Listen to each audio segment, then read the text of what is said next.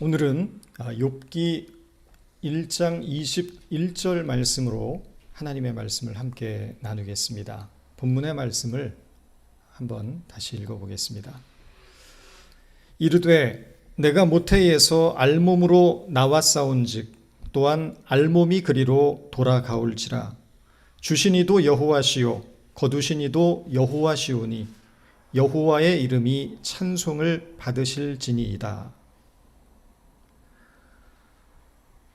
지금까지 인류의 역사는 폭력과 전쟁, 질병과 자연재해의 연속이었습니다. 간혹 평화로운 시대가 있었지만 그 시대를 살아가는 모든 사람들도 인생이 주는 고난에서 예외일 수 없었습니다. 이렇게 볼 때 인류의 역사는 처음부터 끝까지 고난의 역사였다라고 말해도 틀리지 않습니다. 모든 인생에는 고난이 존재합니다. 고난을 빼고는 인생을 설명할 수 없습니다. 그 고난은 크게 두 가지로 구분됩니다. 이유를 알 수 있는 고난과 이유를 알 수 없는 고난입니다. 이유를 알 수 있는 고난은 그 원인이 인간에게 있습니다. 기독교 변증가 C.S. 루이스는 지금까지 인류가 경험한 모든 고난의 원인은 80%가 인간 자신에게 있다고 말합니다. 1950년 한국 전쟁 당시 사망자가 약 200만 명 정도가 되었다고 합니다. 그 전쟁으로 같은 피를 나눈 남북의 형제들이 총부리를 겨누고 서로를 죽고 죽이는 비극을 경험했습니다. 전쟁 이후 우리 민족이 겪었던 가난과 고통은 이루 말할 수 없을 정도로 비참한 것이었습니다. 그 고난의 원인이 누구에게 있습니까? 결국 인간 스스로 자초한 비극이었습니다. 지금 우리가 겪고 있는 코로나 바이러스도 마찬가지입니다. 어느 날 갑자기 우주에서 바이러스가 날아온 것이 아닙니다. 자연을 파괴하고 생태계의 질서를 교란한 인간의 욕심과 야망이 낳은 결과입니다.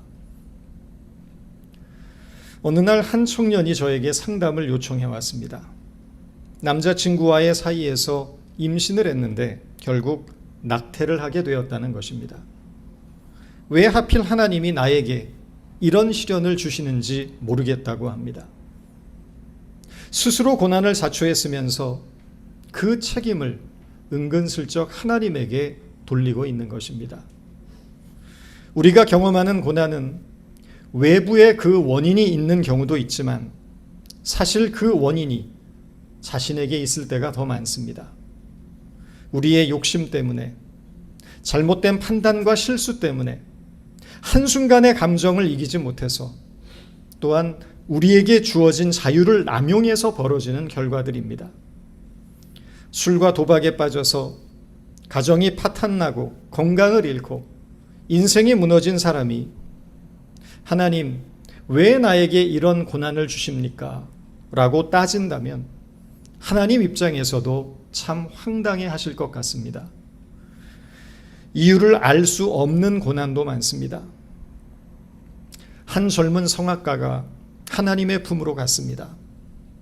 그분은 목사의 아들로 누구보다 정직하고 성실한 삶을 살았던 사람입니다. 자신의 꿈을 위해 치열하게 노력했고 믿음으로 살기 위해 몸부림쳤으며 하나님께 쓰임받기 원했던 사람입니다. 그런데 어느 날 급성 백혈병 진단을 받았고 아내와 어린 두 자녀를 남겨두고 38살의 젊은 나이에 하나님의 품으로 갔습니다. 그분의 죽음을 보면서 왜? 라는 질문을 드릴 수밖에 없었습니다. 하나님을 사랑했고 하나님을 위해 살기 원했던 젊은이를 왜 그렇게 일찍 데려가셨는지 저는 이해할 수 없었습니다. 그러나 성경은 이유 없이 당하는 인간의 고난에 대해 명쾌한 대답을 해주지 않습니다. 인간이 이유 없이 당하는 고난이 하나님의 뜻이라고 말하지도 않습니다. 단지 고난 속에 있는 인간을 위로하시고 용기와 소망을 주시며 변함없는 하나님의 사랑을 믿으라고 격려하실 뿐입니다. 사실 우리가 조금만 관심을 갖고 주위를 둘러보면 고통의 문제를 안고 힘겨워하는 이웃들이 얼마나 많은지 모릅니다. 멀리 둘러볼 곳도 없습니다. 지금 내 옆에 앉아 있는 분들이 바로 그들입니다.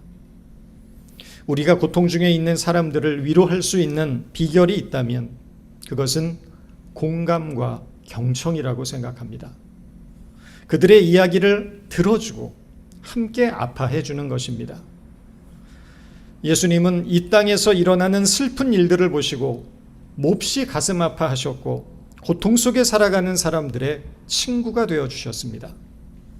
먹기를 탐하고 포도주를 즐기는 자요 세리와 죄인들의 친구로다. 예수님이 죄인들과 함께 먹고 마셨다는 말은 흥청망청 즐기며 놀았다는 뜻이 아닙니다. 고통 속에 있는 이웃들의 이야기를 하나하나 들어주셨고 그 고통의 시간을 함께 보내주셨다는 말입니다. 한 큐티 책에 실린 어떤 성도의 글 한 편을 소개해 드립니다. 2해 전에 하나뿐인 제 동생이 죽었습니다. 그리고 한 달도 안 되어 어머니가 돌아가셨습니다. 때는 추운 겨울이었고 당시 저는 인생이 무엇인가라는 질문 속에서 몸부림치며 슬픔과 눈물의 깊은 골짜기를 지나는 것 같았습니다. 하루는 5살짜리 아들이 갑자기 가던 길을 멈추고 저를 향해 돌아서더니 이런 말을 하는 것이었습니다. 엄마, 제가 안아주면 조금 위로가 될까요? 어린 아들이 다가와 저를 꼭 껴안자 저는 하나님께서 나와 함께 하신다는 감정에 사로잡혔습니다. 어떤 사람들은 자꾸 고난을 해석하려고 합니다. 하나님이 당신을 사랑하셔서 이런 고난을 주시는 거야. 고난을 통해 어떤 뜻을 깨닫게 하시려는 의도가 있어. 이 고난이 지나가면 복을 주실 거야. 지금 고난을 통해 당신을 훈련시키는 거야. 고난 속에서 슬퍼하고 아파하는 이웃들에게 우리가 보여줄 수 있는 사랑은 고난의 의미가 무엇인지를 설명해주고 가르쳐주는 일이 아닙니다. 고난은 우리가 해석할 수 있는 영역의 것이 아니기 때문입니다. 우리가 할 수 있는 일은 단순히 그들의 이야기를 들어주고 손을 잡아주고 따뜻하게 안아주고 함께 있어주는 일입니다. 5살짜리 어린 아들의 품을 통해 하나님의 위로를 경험했다는 고백처럼 별것 아닌 것 같지만 아주 작은 사랑과 관심을 통해서도 고통을 위로하시며 새로운 희망과 용기를 주시는 하나님의 사랑을 경험할 수 있다는 것입니다. 지금 우리는 너나 할 것 없이 고통의 터널을 지나고 있습니다. 우리가 서로가 서로에게 사랑의 편지가 되어서 서로를 격려했으면 좋겠습니다. 서로가 서로에게 기도의 응답이 되어서 서로의 필요를 나누었으면 좋겠습니다. 서로가 서로에게 그리스도의 대사가 되어서 형제의 모습 속에 보이는 아름다운 하나님의 형상을 서로에게서 발견했으면 좋겠습니다. 그래서 소금교회라는 작은 신앙 공동체를 통하여 상처받은 우리의 마음과 영혼이 치유되고 회복되며 예수 믿는 즐거움과 기쁨을 맛보았으면 좋겠습니다. 예수님께서 교회라는 공동체를 우리에게 주신 가장 중요한 이유는 서로를 돌보고 위로하는 능력, 그래서 인생의 고통을 이길 수 있는 능력이 그 안에 있기 때문인 것을 잊지 마시기 바랍니다. 욥기는 고난의 문제를 다루고 있습니다. 총 42장으로 되어 있지만 그 내용은 아주 단순합니다. 욥이라는 의로운 사람이 살았습니다. 욥은 모든 사람에게 칭찬을 들었을 뿐만 아니라 하나님 보시기에도 흠잡을 곳이 없는 신실한 사람이었습니다. 그러나 7남 3녀가 다 죽고 그 많던 재산은 다 잃게 되었고 하루아침에 알거지가 되었습니다. 몸에는 심한 부스럼이 나서 기왓장으로 긁는 처지가 되었습니다. 추락하는 것은 날개가 없다는 말처럼 성공한 자의 자리에서 저주받은 자의 자리로 급전직하를 하게 된 것입니다. 황당한 것은 욥이 당한 고난의 이유였습니다. 욥은 자신이 당하는 고난의 이유를 하나님의 훈련으로 이해했습니다. 나의 가는 길을 그가 아시나니 그가 나를 단련하신 후에는 내가 정금같이 나오리라. 자신을 정금과 같은 믿음의 사람으로 만들기 위해 하나님이 고난을 주셨다는 것입니다. 그러나 이것은 어디까지나 욥의 착각이었습니다. 사실과 전혀 달랐습니다. 하나님은 한 번도 욥을 정금과 같은 믿음의 사람으로 만들 생각이 없으셨던 것입니다. 욥기 1장에 보면 의롭고 신실한 욥이 어떻게 해서 참담하게 그지없는 고통 속에 놓이게 되었는지 그 비하인드 스토리가 여과없이 소개됩니다. 하루는 하나님과 사단이 내기를 합니다. 하나님은 이 세상에 욥처럼 온전하고 정직한 자가 없다고 칭찬하십니다. 욥기 1장 8절입니다. 여호와께서 사단에게 이르시되 내가 내 종 욥을 주의하여 보았느냐. 그와 같이 온전하고 정직하여 하나님을 경외하며 악에서 떠난 자는 세상에 없느니라. 그러나 사단의 생각은 달랐습니다. 사단은 욥이라는 사람이 하나님을 잘 섬기고 의롭게 사는 이유는 하나님이 욥을 축복하셨기 때문이라고 말합니다. 만약 욥이 지질이 가난하고 가진 것을 다 빼앗기고 거지 같은 인생이 된다면 욥은 하나님을 욕하게 될 것이라고 사단은 주장합니다. 욥기 1장 9절에서 11절입니다. 사단이 여호와께 대답하여 이르되 욥이 어찌 까닭없이 하나님을 경외하리이까? 주께서 그와 그의 집과 그의 모든 소유물을 울타리로 두르심 때문이 아니니이까? 주께서 그의 손으로 하는 바를 복되게 하사 그의 소유물이 땅에 넘치게 하셨음이니이다. 이제 주의 손을 펴서 그의 모든 소유물을 치소서. 그리하시면 틀림없이 주를 향하여 욕하지 않겠나이까? 욥의 고난은 욥이 생각한 것처럼 자신의 믿음을 정금 같게 하시기 위한 하나님의 훈련이 아니었습니다. 욥이 가진 믿음이 진짜인지 가짜인지를 가리기 위해 하나님과 사단이 벌인 어처구니 없는 내기 때문이었던 것입니다. 이 황당한 내기 때문에 욥의 10자녀가 다 죽임을 당하고 가진 재산을 다 잃고 온몸을 뒤덮은 종기 때문에 극심한 고통을 겪게 된 것입니다. 그러나 놀라운 사실은 이러한 철저한 상실과 절망 앞에서도 욥은 사단의 예상처럼 하나님을 욕하지 않았습니다. 오히려 욥은 이렇게 고백합니다. 이르되 내가 모태에서 알몸으로 나왔사온즉 또한 알몸이 그리로 돌아가올지라. 주신 이도 여호와시요 거두신 이도 여호와시오니 여호와의 이름이 찬송을 받으실지니이다. 고작 욥이 가진 믿음의 진위를 가리기 위하여 하나님과 사단이 벌인 어이없는 내기로 발생한 그 비극의 현장에서 욥은 위대한 신앙 고백을 하고 있는 것입니다. 주신 이도 여호와시요 거두신 이도 여호와시니 여호와의 이름이 찬송을 받으실지니이다. 최악의 상황에서 최고의 고백을 드리고 있는 욥은 우리에게 왜 하나님을 믿는가에 대한 질문을 던지고 있습니다. 여러분은 왜 하나님을 믿고 있습니까? 하나님을 믿으면 부귀영화를 얻기 때문입니까? 하나님을 믿으면 이 세상에서 잘 살고 성공하기 때문입니까? 문제를 해결받기 때문입니까? 우리의 소원을 이루기 위해서입니까? 만약 우리 믿음의 동기가 하나님께 무엇인가를 얻고 더 많은 것을 누리기 위한 것에 머물러 있다면 우리는 에릭 프롬의 표현처럼 소유의 양식으로 하나님을 믿고 있는 것입니다. 사람들은 하나님으로부터 우리가 이 세상을 살아가는데 필요한 것, 유용한 것, 좋은 것, 귀한 것들을 얻고자 합니다. 그러나 그런 것들이 믿음의 목적이 될 수는 없습니다. 우리가 하나님을 믿는 이유는 잘 살기 위해서도 아니고 소원을 이루기 위해서도 아닙니다. 믿음의 근본적인 이유는 하나님이 이 세상을 창조하신 창조주이시기 때문입니다.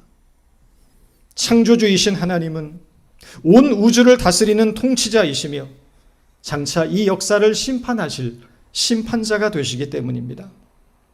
믿음이란 전능하사 천지를 창조하신 하나님 아버지를 내가 믿는 것이며 우리를 죽음에서 구원하신 그 외아들 우리 주 예수 그리스도를 믿는 것일 뿐입니다. 하나님은 사랑이심을 믿는 것이며 우리에게 영원한 생명을 주신 분임을 믿는 것입니다. 그분은 악인과 의인 모두에게 골고루 햇빛과 비를 주시는 자비의 하나님이며 우리 인생을 이끌어 가시고 주도하시는 주권자이심을 믿는 것입니다. 그 이상도 그 이하도 아닙니다. 이것이 존재의 양식으로 하나님을 믿는 것입니다. 우리는 무엇인가를 얻고자 하는 소유의 양식이 아닌 하나님의 존재 자체를 있는 그대로 믿는 존재의 양식으로 믿어야 합니다. 존재의 양식으로 하나님을 믿을 때 우리는 진정한 그리스도의 제자가 됩니다. 믿음의 선조들은 존재의 양식으로 하나님을 믿었습니다. 그들은 소유를 위해 하나님을 믿지 않았습니다. 그랬기에 모든 역경과 고난 속에서도 변함없는 하나님의 사랑을 믿었고 환난과 핍박 속에서도 하나님을 높이며 찬양할 수 있었습니다. 욥을 보십시오. 모든 것을 다 잃고 실패한 자리에서도 흔들림 없는 믿음으로 하나님의 거룩함과 공평하심과 자비로우심을 찬양하고 있지 않습니까? 바로 이것은 욥의 믿음이 소유에 있지 않고 존재에 있었음을 드러내는 증거입니다. 기도에는 5가지의 레벨이 있습니다. 첫째는 찬양, 둘째는 회개, 셋째는 감사, 넷째는 중보, 다섯째는 간구입니다. 많은 경우 우리의 기도는 이 5가지의 레벨 가운데 가장 낮은 레벨의 기도, 간구에 집중되어 있습니다. 종종 중보 기도도 하고 회개도 하고 감사도 하지만 결정적으로 우리는 하나님의 위엄과 능력, 그의 거룩하심과 영광스러움을 찬양하는 기도, 즉 존재의 기도를 드리는 것에는 인색합니다. 우리에게 하나님은 단지 우리의 간구를 들어주시는 분으로 인식되어 있기 때문입니다. 흔히 찬양은 노래로 드리는 것이라고 생각하기 쉽지만 우리의 기도를 통해서도 하나님의 존재의 위대함을 높이며 찬양해야 한다는 것입니다. 우리가 존재의 기도를 통해 하나님의 거룩함과 의로우심과 그분의 변함없는 사랑과 신실한 성품과 위대하심을 찬양할 때 하나님도 우리의 믿음을 더욱 존귀하게 여기시며 우리를 높여주신다는 믿음의 원리를 깨달아야 합니다. 욥기를 통해 우리가 얻을 수 있는 중요한 교훈은 인간은 하나님이 하시는 일을 이해할 수 있는 능력도 권리도 없다는 것입니다. 욥은 자신에게 일어난 고난의 정체를 밝혀내기 위해 노력하지만 결국 깨닫게 된 것은 자기의 무지와 무능이었을 뿐입니다. 하나님은 이것을 깨닫게 하시기 위해 욥에게 질문하십니다. 내가 땅에 기초를 놓을 때 너는 어디 있었느냐? 없었습니다. 내가 매일 태양을 어떻게 뜨게 하는지 아느냐? 모릅니다. 내가 어떻게 하마를 만들었는 줄 아느냐? 모릅니다. 낚시로 커다란 악어를 끌어낼 수 있겠느냐? 못합니다. 바닷속 깊은 곳을 너는 걸어 다닐 수 있느냐? 못합니다. 그렇다면 너는 입 다물고 있어라. 내가 이 세상을 어떻게 움직여 나가는지 너는 판단하지 말아라. 어떤 질문 앞에서도 욥은 자신이 안다고 말할 수 있는 것이 없다는 철저한 자기 한계를 깨닫게 됩니다. 우리가 하나님을 안다고 할 때 우리가 하나님에 대해 아는 것은 지극히 제한된 사실뿐입니다. 우리가 아는 것은 하나님이 살아계시다는 것과 지금도 역사하고 계시다는 것을 알 뿐이지, 하나님이 왜 이런 일을 행하시고 왜 이런 결과를 우리에게 주시고 왜 이런 상황을 우리 앞에 놓이게 하셨는지 우리는 전혀 알 길이 없습니다. 그럼에도 불구하고 우리는 많은 경우에 하나님이 하시는 일을 아는 것처럼 말합니다. 하나님은 의롭지 않아. 하나님은 공평하지 않아. 그러나 여러분, 우리는 하나님이 하시는 일을 알 수도 없고 섭리라고 하는 하나님의 영역에 감히 들어갈 수도 없는 피조물에 불과합니다. 우리가 할 수 있는 일은 하나님이 우리를 사랑하시며 가장 선한 길로 인도하신다는 사실을 믿는 것 외에는 없습니다. 왜 선한 사람에게 나쁜 일이 생기는가? 라는 책을 썼던 해롤드 쿠시너는 이렇게 말합니다. 욥은 완벽히 전능하지는 않지만 선하신 하나님과 선하지는 않지만 완벽히 전능하신 하나님 중에 완벽히 전능하지는 않지만 선하신 하나님을 선택했다. 여러분, 하나님은 선하신 하나님이십니다. 우리의 삶에 고통스럽고 이해하기 어려운 시련과 고난이 닥칠지라도 선하신 하나님을 신뢰하고 변함없는 그분의 사랑을 붙드십시다. 여전히 고통이 계속되고 여전히 실패하고 있음에도 불구하고 하나님의 선하심과 우리를 향한 변함없는 사랑을 믿으십시다. 그것이 참 믿음이며 이 어려운 현실을 이길 수 있는 유일한 능력이기 때문입니다. 함께 기도하겠습니다. 하나님, 우리 모두는 거친 이 세상에서 눈물겨운 인생을 살아가고 있습니다. 때로는 넘어지고 실패하며 낙심합니다. 외로움과 두려움이 엄습하여 숨죽이고 눈물 짓기도 합니다. 그러나 그럴 때에도 주님은 그 고난의 현장에서 우리와 함께 계심을 믿습니다. 우리의 아픔을 함께 아파하시며 눈물 흘리고 계심을 믿습니다. 언제나 변함없는 사랑으로 우리를 위로하시고 강한 두 팔로 넘어진 우리를 일으켜 세우시는 분임을 믿습니다. 주신 이도 하나님이시오 거두신 이도 하나님이시니 하나님의 이름을 찬송할 것이라고 고백했던 욥의 믿음으로 이 불확실성의 시대, 마치 터널을 지나는 것 같은 고통스럽고 어두운 현실 속에서도 희망을 잃지 않으며 용기와 담대함으로 잘 견디고 이겨낼 수 있도록 우리를 붙들어 주옵소서. 예수님의 이름으로 기도드렸습니다.